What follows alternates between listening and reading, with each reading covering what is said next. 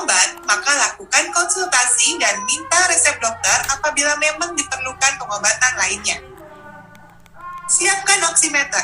Ini penting untuk mengetahui kadar saturasi oksigen di dalam tubuh. Kemudian, siapkan juga termometer untuk memeriksa suhu badan. Dan kalau bisa, sediakan juga alat pengukur tekanan darah otomatis untuk memantau kondisi secara lebih lengkap. Kalau Anda merasa fit, siapkan juga alat olahraga ringan dalam ruang isolasi mandiri.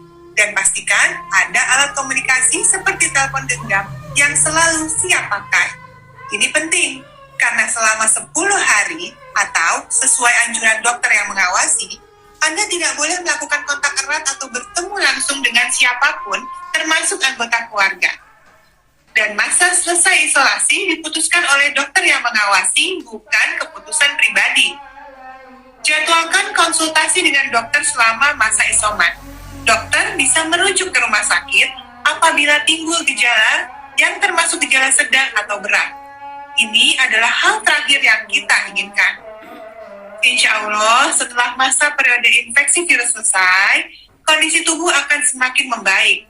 Imunitas mampu melawan dengan agresif serangan si virus, dan kita dapat segera kembali sehat walafiat. Manfaatkan waktu sebaik-baiknya selama masa isolasi. Tetap semangat, berpikir positif, dan manfaatkan waktu dengan berdoa kepada Tuhan Yang Maha Esa. Isolasi mandiri bukan berarti kita sendirian tanpa bantuan orang lain. Isolasi boleh mandiri, tetapi sampai sembuh dan bahkan sampai kembali negatif dari COVID-19, Anda tidak perlu sendirian.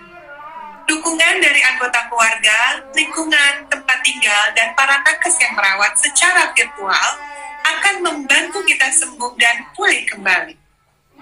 Bapak, Ibu, Saudara-saudari, tindakan ketiga yang akan kita lakukan dan bisa kita lakukan karena mendapat informasi yang akurat adalah membiasakan membuang limbah masker dengan benar. Limbah masker habis pakai tidak boleh dibuang sembarangan. Pengelolaannya harus dilakukan dengan tepat agar tidak menimbulkan dampak berbahaya dan beracun bagi kesehatan manusia dan lingkungan. Bagaimana cara yang tepat membuang masker medis sekali pakai?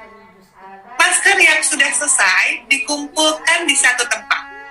Kalau hanya satu, bisa langsung disemprotkan desinfektan atau rendam dalam lautan yang mengandung alkohol atau klorin. Robek tali dan bagian tengah masker agar rusak dan tidak dapat dipergunakan ulang oleh orang lain. Masukkan ke dalam wadah tertutup atau dibungkus plastik dengan rapat dan siap dibuang ke tempat sampah. Penting sekali untuk selalu cuci tangan dengan baik dan benar, terutama dengan sabun dan air mengalir selama minimal 20 detik setelah menangani limbah masker medis. Mudah bukan? Jangan sampai salah ya. Ikuti proses tadi agar lingkungan tetap aman dan sehat. Bapak, Ibu, Saudara-saudari, anak Indonesia yang saya banggakan, tentu situasi pandemi ini tidak mengenakan.